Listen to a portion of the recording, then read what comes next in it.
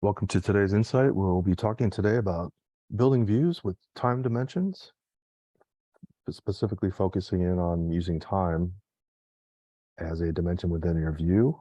If you don't know what I'm talking about, well, you will in a second here because we're going to be building views together, and I will show you how to build a view using time as a dimension. It's a powerful concept. So normally when you run a view, you'll run a view and you'll have time as a range. So that's the default mode of building views is, whenever I build a view from scratch, the time will show up as a range of time. And what I mean by that is, as you can see, I've got a from and a to range of time to define per column. So in this particular column that I double clicked on, you can see that that particular column is current year to current year. So basically, I obviously want just current year data, and then from January to current month. And so it's a range of time. Obviously, I can't see each month by itself. I only get January through September as a lump sum amount. So if I were to often wonder about what January or what February sales might be, I would have to, do the necessary adjustments and then, look at the data for January and maybe add another column for February and so on and so forth. So it gets a little tedious and can be a bit cumbersome building each column for each month for this year versus last. As you could tell, that would be like 24 columns minimum, excluding any calculations and whatnot. So yeah, I mean, it's not, you can do it, but it's probably not the fastest and most efficient way to build a view. If you were to, build a view using time, to trend out the different periods of time. So with that being said, we obviously have the ability to build a view using time as a dimension. And so just like I've got product brand over here where I can drill in on product brand to company, or better yet, product brand to product, then I can see, what the hierarchy is for the different brands for, as you can see, Farm Fresh has multiple items under it. So just like with time, I would like to see year, drill down to month, and then maybe even drill down to week and day, right? So that same concept exists, except there's a few things that we would have to do to turn that feature and make that feature available, and build a view that uses time, as more like a dimension, like we see here with product brand and product. So what I'm going to build a view from scratch. You may not have this ability, but certainly you could change any view by the same method that I'm going to show you here. So if I, for instance, if I go in and build a view from scratch by right clicking on any one of my view groups here and selecting new view, I get a blank view that I can then start adding the different objects to the view, such as, the dimensions. I right click on my rows here, select edit, and, maybe I want to include customer and, maybe some product related dimensions, whatever I want to use to analyze within my my view, right? So, so I get the different dimensions that I want to make available, so that's, pretty simple, sold to, product brand. But more importantly, if I go to measures, I can see here in my View Explorer that my time range is turned on, and I'm going to turn that off. So I'm going to say no to time range. And again, that's under the properties menu under the measures folder within the View Explorer here. The View Explorer is toggled on and off by the View Explorer button in the view menu up here in the top menu, just in case you lose it or you close it. If you want to bring it back, you just click on the View Explorer, the Show Hide View Explorer button, and as you can see, it comes back. Again, for the measure items, I'll right click and go to properties there, and we can see that we have turned off time range. So what does that do? What does that make available to us? Well, basically it makes available the time dimensions that we want to use, that we want to use to drill down on time. So I'm going to right click on my columns, and I'm going to select my time dimensions. So I'm going to go all the way to the bottom of my list here, and you'll see the reason why they're at the bottom is because everything is alphabetical, and you can see most of the time dimensions will end up down on the bottom, as you can see, because they start with the word year. So in this case, if I want to select year months, then I can go ahead and make that selection.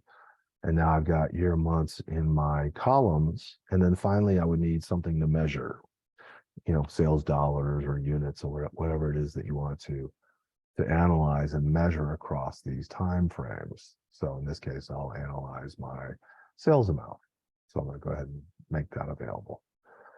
So I click OK, and so now what becomes available to me is, wow, I get columns of data. I can see my sales amount that I've selected is now being propagated across the different dimensions, the different years that I have within my year dimension.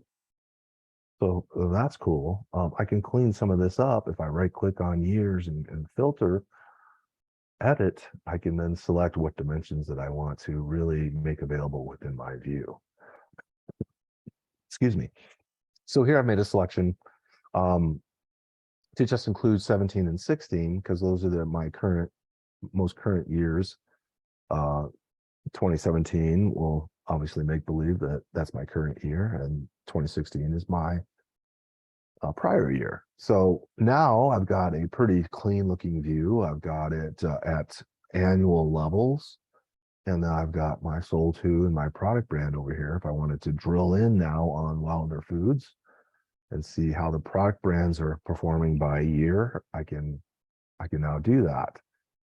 If I drill back on Wilder Foods, it takes me back. If I want to see how the year is doing by month, well, I do the same thing. I just click on 2017, and there you see all the months for 2017, and the data now is, available by month. So I don't have to build each column separately.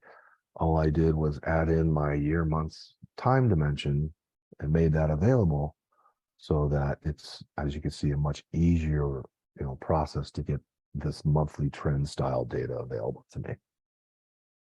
If I click back on 2017, it then aggregates back up to the yearly level, taking me back to square one. And yes, of course, you can drill in on 2016, and 2016 will have a full year because it's got, it's the prior year. It actually has data going out to December. What happens when I click in on the year dimension there where it says year? It's going to drill in on both of them. So now I've got both 2017 and 2016 available. 2017, my most current month is September, as you can see, and then my data drops off because I have no actuals for October, November, and December for my current year. Whereas in 2016, I do. Okay, so those right from the get-go, you can use that year months dimension, and you see that you can now aggregate up and down to the monthly level simply by just clicking and doing drill downs on those to keep it real simple. If I want to drill further down into data, like maybe days or weeks, I can add more time dimensions to my drill down. So in this case, if I want to right click on my columns and select edit, then I'll search for both weeks and days, because those are separate time dimensions. So as you can see, we've detach those from the year dimension so that you can actually use them separately as well. So now I've got weeks and days available to me to drill to. So if I go to 2017 into January now, I can now see how January is spread out by the different weeks that make up January. If I then keep that drilling down to the daily level, I can see now what week one comprises of at the daily level. So now I've done a drill down from year to month, on down to the week, and then down to the days within that week, simply by clicking in on my natural drill down order that I have here.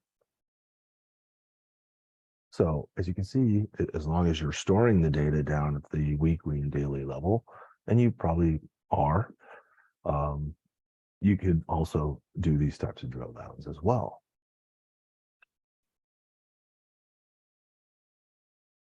And then I can aggregate back up and look at 2016 and play the same games with the 2016 data as well. And there's my February week down at the daily level. So stack your time periods. As you can see, I've got them stacked. To do that drill down, I'm taking my year months dimension, which gives me the year and the months together. And then my weeks and days, I just plop those in separately so that I can do the necessary drill downs that you see here. Right. I can also place these on different axes. So if I wanted to, for instance, place the months or the weeks or days, or for that matter, I can get months separately as well. So here I'm selecting months as a separate time dimension.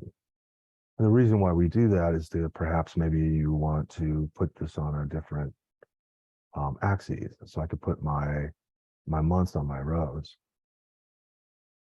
and I could do something like that. So here I've got corporate level data this year versus last, and then I've got my months here on my rows, and then my years are on my columns. If I wanted to then move my weeks and days under my months, and I could do the same drill downs. As a matter of fact, I can take customer sold to up first, and I can play some games like this. Here's Wilder Foods. This is what they're doing this year versus last. I can drill now into Wilder Foods. This is how they're looking for this year versus last monthly.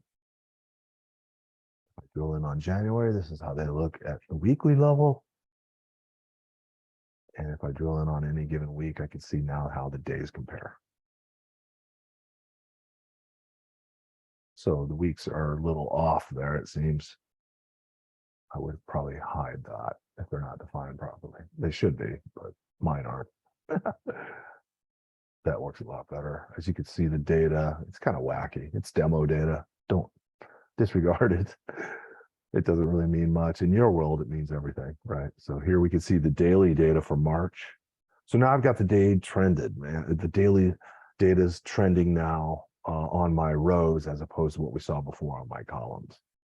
So you can get wild and wacky with this, right? You can kind of take your years, put it on your columns, take your months and put them on your rows. You can do drill downs such as this, maybe select a customer and then drill down to, the months to see how the customer is, trending by month.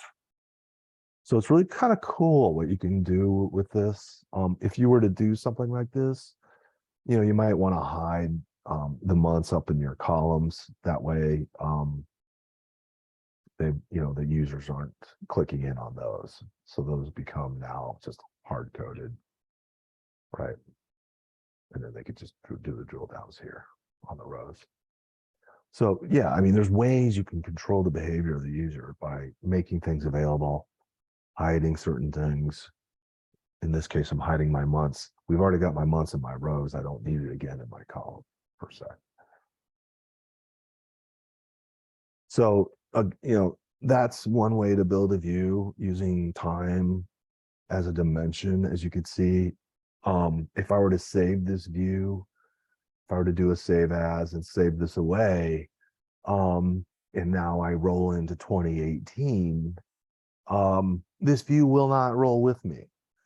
And one of the reasons is because I chose the time dimension year months. If I were to choose year-based months, then I can actually make the view more dynamic, and it will then roll with me into the new years. So how would we set that up, and what exactly are base time periods? So, well, let me go to my columns. I'm going to go back in, and I'm going to go select year-based months and make that available as well. And I'm going to show you why what I'm going to do here, and it's essentially the same concept. So now I'm going to just basically hide this particular time period, this time dimension, because we're not going to use it. And now I'm going to drag and drop my year based time dimension up there. And as you can see that it's basically the same concept, except now instead of years, I've got current year, prior year, 2 years ago, 3 years ago. And instead of my January through December, I've got current month, next month, 2 months out, 3 months out, 1 month ago, or last month, 2 months ago. So those are now available to me. And we're in this particular view, we're really not using months right now for our columns. We just want to use the based years, right? And if I were to go ahead and just define my filter here and just go ahead and use current year out the gate, in last year, then I can go ahead and do that too. So now if I were to, and let me sort this. So as you can see, you could sort the data so that, the current year comes first, and then the prior year is the second column there.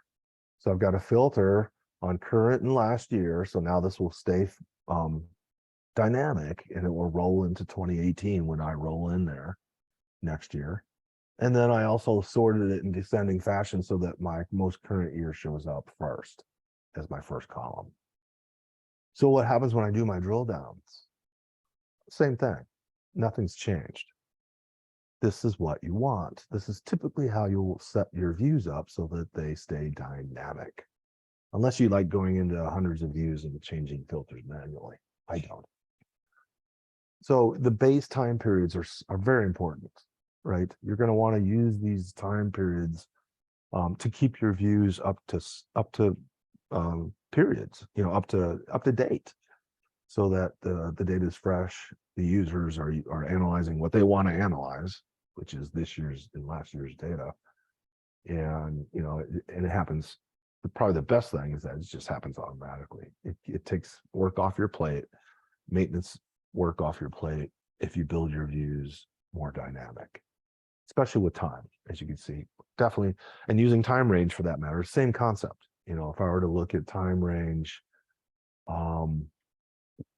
just like we were looking at it prior, this is now we're back to the time range where if I double click on a column, I can see that this view has also been set up using based time periods, current year, January to current month. So this view is dynamic in the sense that using time range, I'm able to do, again, take advantage of those base time periods and keep the view dynamic so that, I don't have to adjust these time periods manually, which is one you want to stay away from. Okay. So using the time dimensions, another way to use the time dimension is in calculations. So you can actually calculate this year, last year's sales as hard-coded measures if you wanted to as well. Here I've got a calculation that says TY this year's sales. What's in it? Well, it's basically current year married up with my measure actual sales amount. And this is what we call a tuple. It's a fancy word that means nothing other than being able to pair up a dimension with a measure. In this case, I paired up my current year member from my time dimension. And I said, take this slice of sales amount and slice it just with current year. And that's what I want to show. So how did I build this? Well, you can go in and you can create these tuples by going into MDX functions, and you can set up the tuple this way, where you can just say what you want here. It's looking for a member, as you can see, which is what my current year was. And then it's also looking for a number. So I don't know if this helps much, but essentially I'll show you how I built it. I'll go and I'll grab my current year from my year-based time dimension, which I have available. And I just click in on members all the way into member list, and I can then select current year and make that available. And then I'm going to put in a comma, and then I go select my measure from my measure items folder. In this case, of actual sales. And then I'm going to close out the open paren that I have up here, validate it. It looks good. And click OK. And I've got the same numbers, obviously. So I did something right. So, I can then copy this for last year's sales if I wanted to copy that and add a new column here. Calculated, and I can just paste that in. So that's one way to do that, right? And then I can put in, I can massage this to say last year, and I can validate it.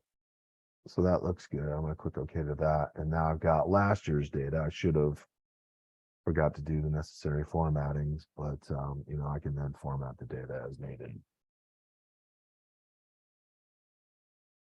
Put some money, give it a name, a caption, and that would be LY sales. That should look a lot better. So, those are different ways that you can use the actual time dimension, and I can do the same thing with current month if I just wanted monthly sales. And you can, build these measures off of time if you ever wanted to build some measures like this, and, keep things. Actually, when you're using the Power BI connector,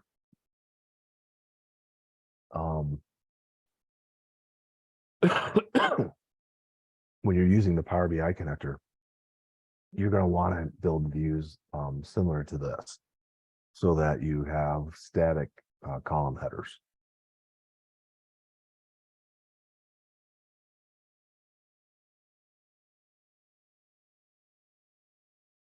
Which is what we recommend when you build the views using for both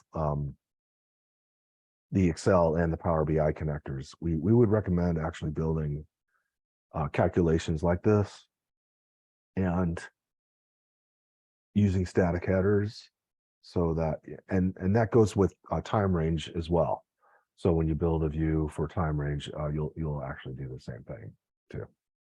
I actually have an example of that called comparative. So here's one I use for my Power BI connector.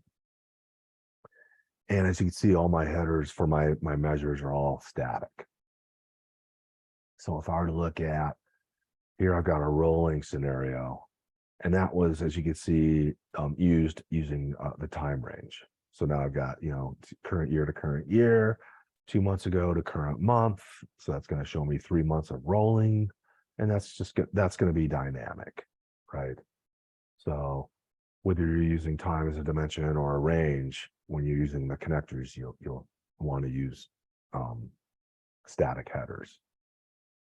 And again, I can massage the header. If I wanted to change the verbiage of the header, I can right click on the header and go to properties and then into the caption expression if I ever wanted to change what it says here.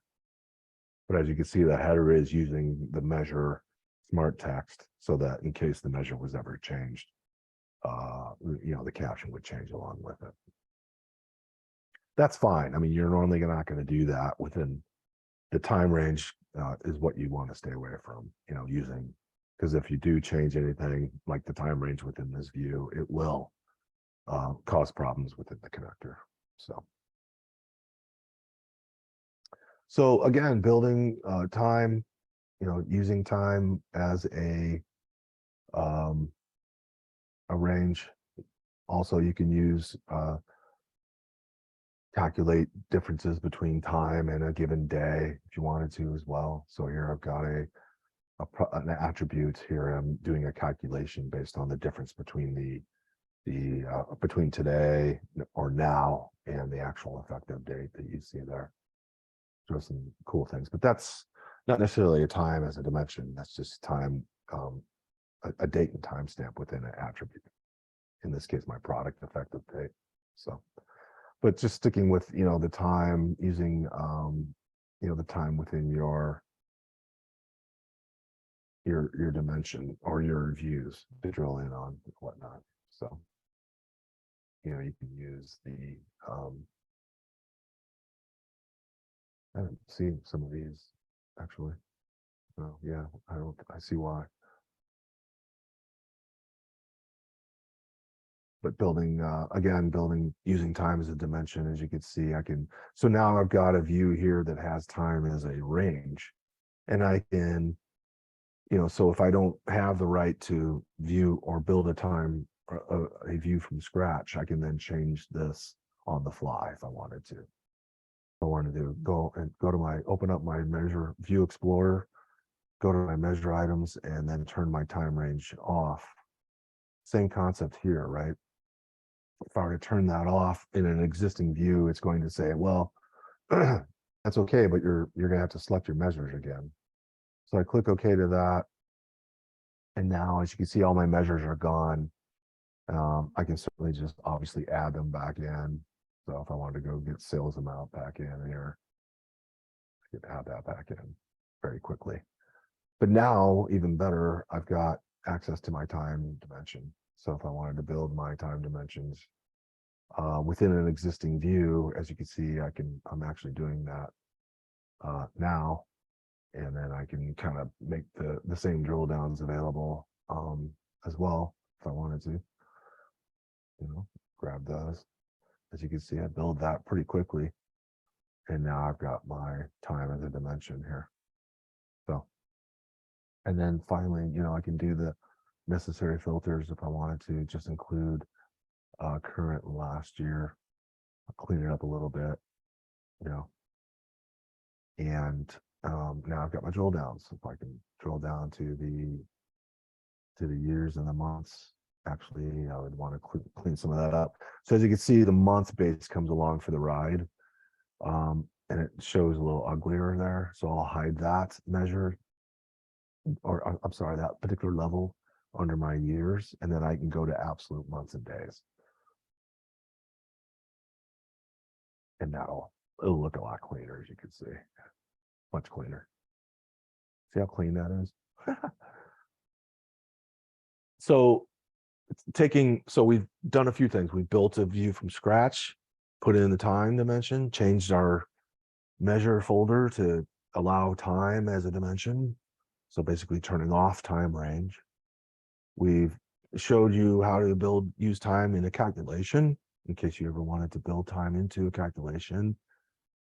And then we've also showed you to massage an existing view, change that so that from time range to not using time range and having obviously the ability to drill in on the time. And now we just either save over or do a save as here, obviously.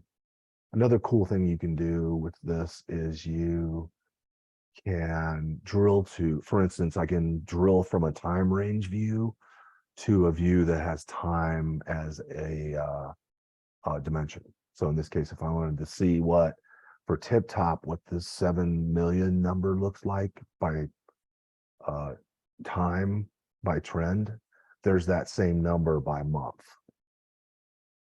So I just did a drill down to another view, right? What does the 11 mil look like for Southern Sweet?